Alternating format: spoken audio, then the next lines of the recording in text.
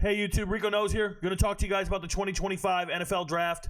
I'm doing an assessment. I'm doing a review on every single draft class. If you go to YouTube and you search Rico Knows, you will come to the homepage, click on the playlist tab. You will see all the 2025 NFL Draft reviews and assessments. I'm breaking down every single team in the NFL, every single draft pick in the NFL Draft. I do this every single year. This is my third year doing this.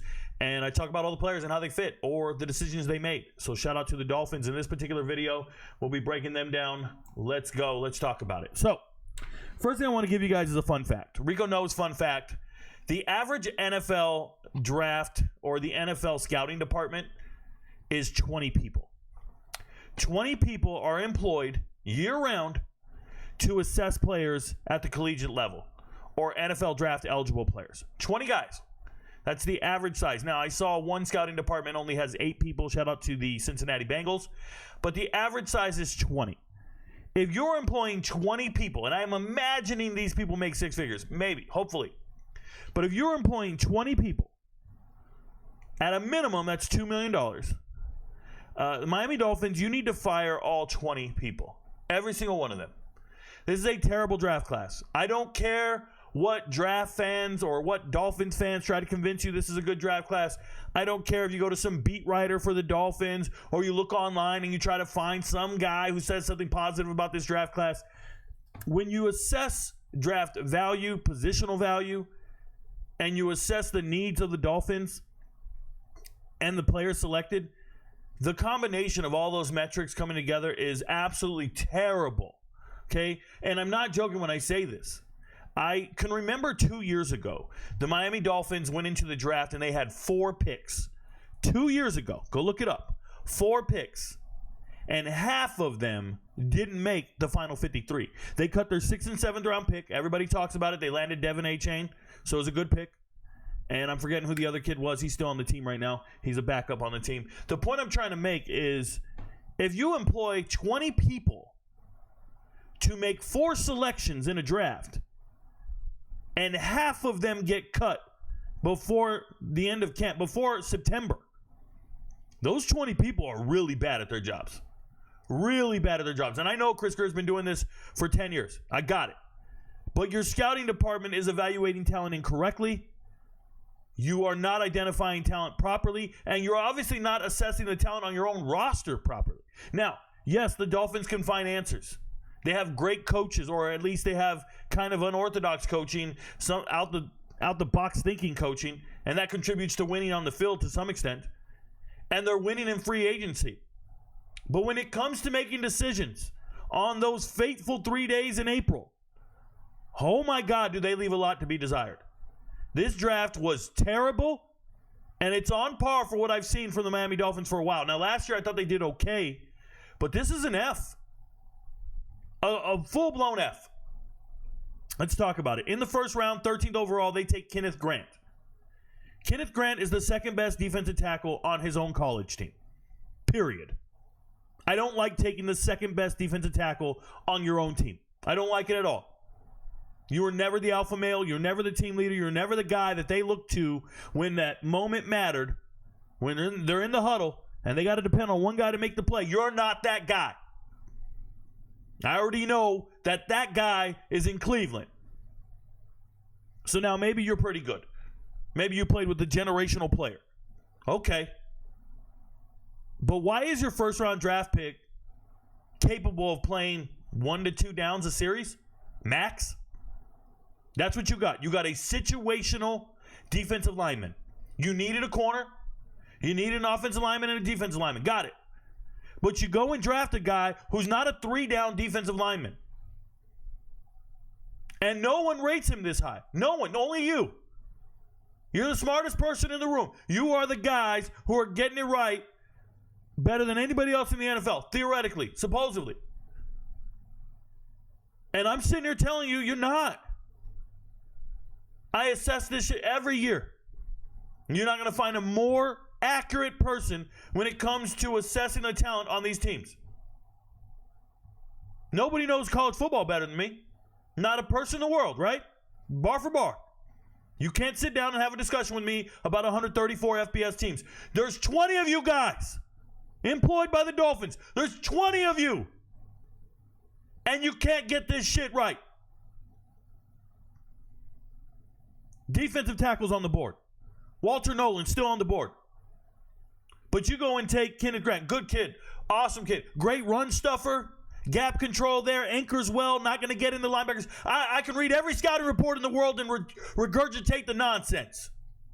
But let's put it what it is. Let's just call it what it is. The dude's going to play 1/3 of the defensive snaps. And he's your first-round draft pick.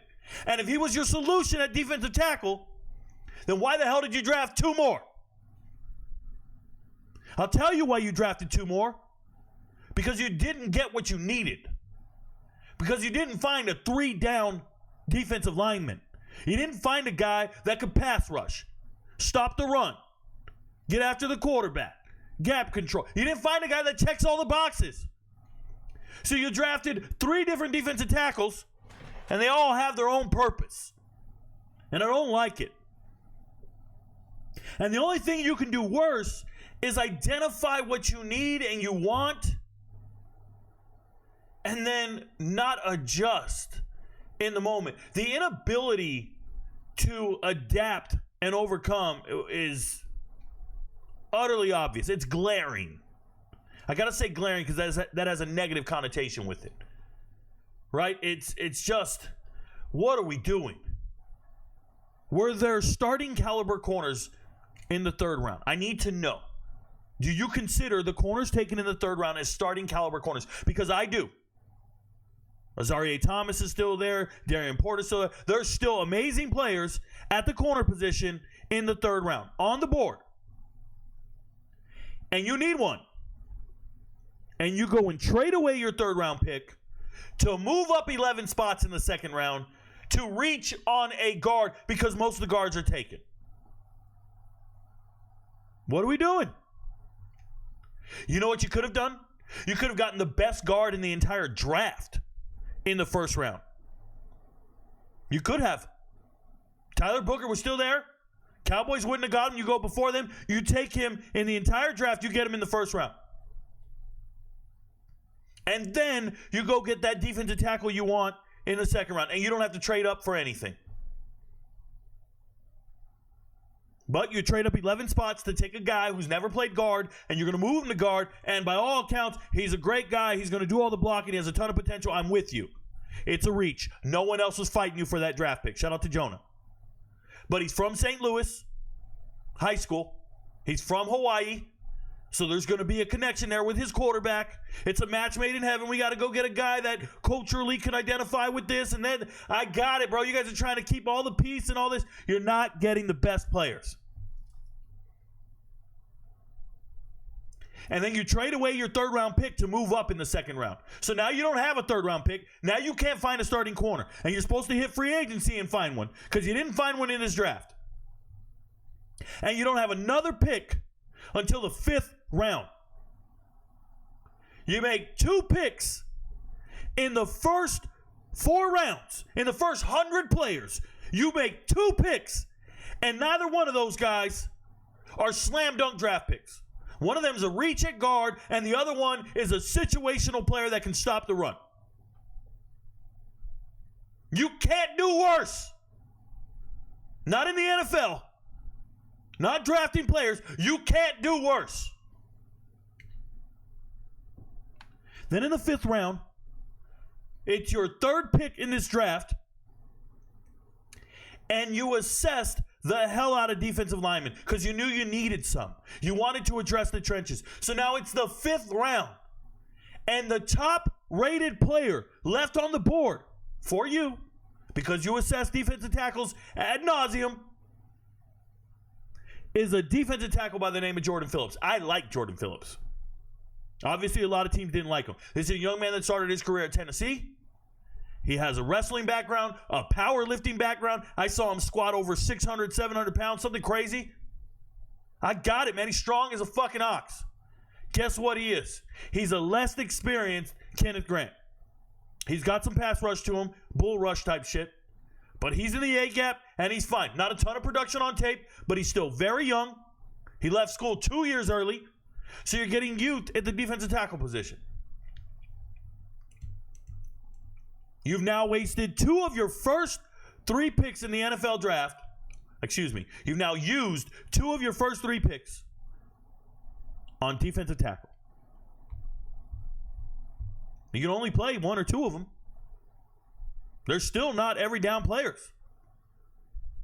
So they're obviously, Jordan Phillips not a starter. Want him to be, like the kid. Stupid. Now him being in the 5th round is kind of dumb. Him falling down there. He's my 10th best defensive tackle in the draft. I like the kid. I don't see how you got better by doing this. I just don't. We addressed the trenches, Rico. We did it. Okay, man. It's not how you do it. It's not how you do it. You don't give up draft capital and equity, give up starters to go get guys who add depth to one position group that you supposedly already addressed in the 1st round. But you knew you didn't address it properly, and then you overvalued defensive tackles. When you had your big board and you were stacking up all the players, you overvalued defensive tackles because those are the guys you spent the most resources on. You spent the most cycles reviewing those guys. So you put them on the board and you put one guy higher than another guy and another guy and another guy. And that's not where they're supposed to be drafted. So then you go get Jason Marshall. You finally get a corner. I like Jason Marshall. Shout out to him. I really do like him. But you put him in a spot that he can't possibly be in. That means he's supposed to compete for playing time? Be a starter? You need a starting corner. You're going to go sign a veteran? I check Sport Track. I check Spot Rack. Whatever the fuck you guys want to call it. I went and check transactions. I'm looking for players. Who do they sign of note that I'm excited about? Who? I sound like an owl. Who? They didn't draft these receivers. They waited till after the draft to sign some receivers. That's fine. I don't got a problem with it. Who? Nothing, bro. Nothing of note here. Nothing I'm excited about. Nothing that says we fixed our problems. But there's Jordan Marshall. You needed a corner. You didn't take one until the 5th round.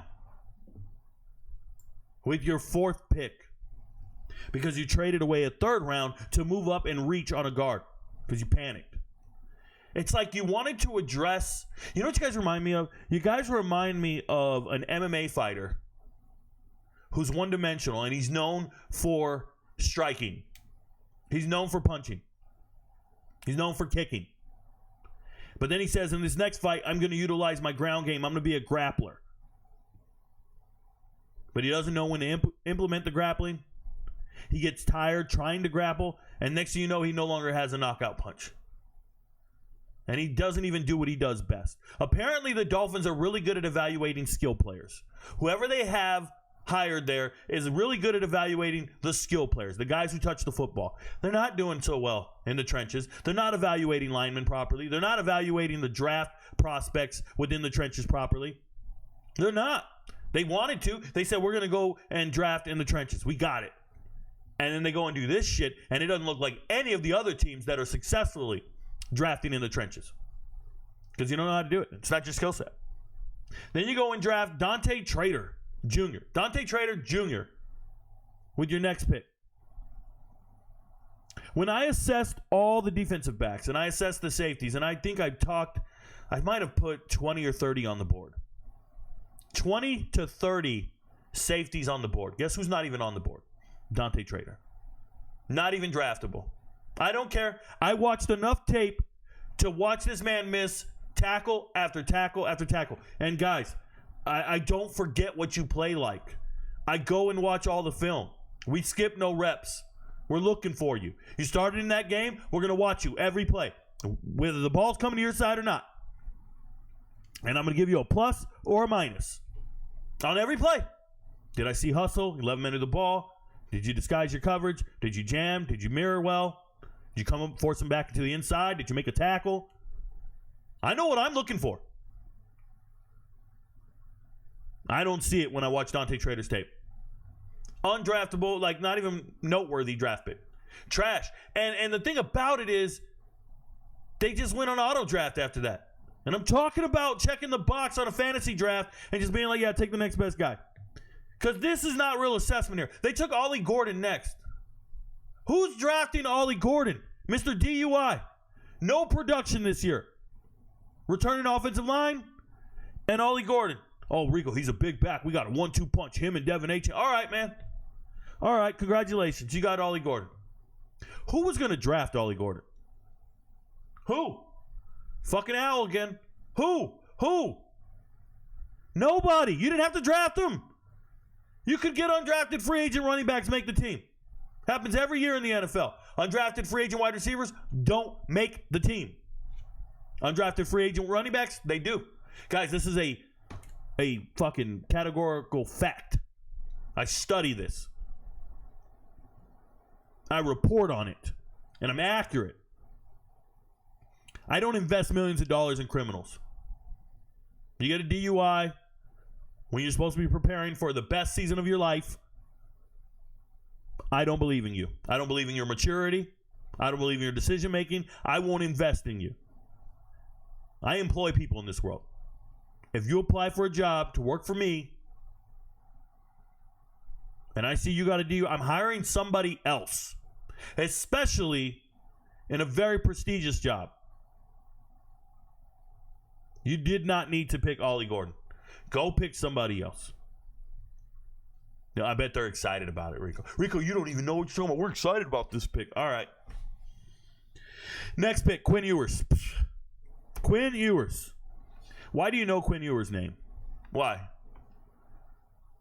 Because he was once a 5-star quarterback, went to Ohio State, couldn't see the field, came back, went to Texas, surrounded by draft picks. Let me tell you something about Quinn Ewers. Injury prone. He has to overcome injuries all the time. This is a guy who didn't outshine a freshman on the roster. Yeah, he's the starter. He didn't outshine a freshman on the roster. And some people, Rico, he's got that clutch gene. What? Fuck out of here. And Quinn Ewers drafted is silly. Is he a good backup? Sure. Who's going to draft? Nobody. You're drafting players nobody wanted. And then the last pick in the draft, Zeke Biggers. You still didn't find the answer at defensive tackle. You overvalued all the defensive tackles. You evaluated every single one of them. And when you evaluated them, you said, these guys are better than these guys. So we'll take another one. Now we got 3 of them. Really? There were 3 defensive tackles in college football better than the defensive tackles on your team? Really? How do you evaluate your roster? How are you signing players from the free agency in the NFL? How are you signing players in your roster not better than a defensive tackle in the ACC? Not better than college defensive tackle. I want to know. Listen to what I'm saying. You drafted 2 ACC defensive tackles. So you are saying they're better than the guys on your roster. How is that possible? How does your team suck so much at this position that you drafted 3 guys? That means you assess talent incorrectly at the defensive tackle position. Or you drafted somebody who won't make the team. Knowingly drafted somebody you don't want on your 53. There's no other way around it.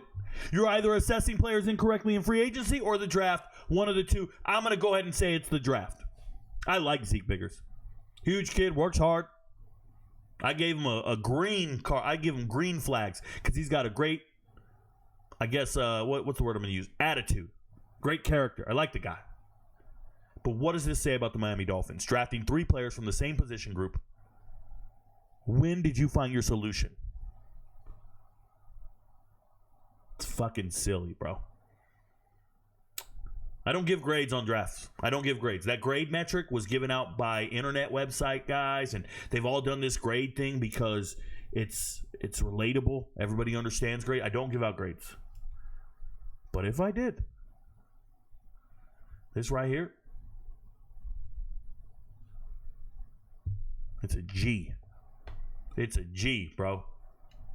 I'm just letting you know it's a G. It's the 7th letter in the alphabet.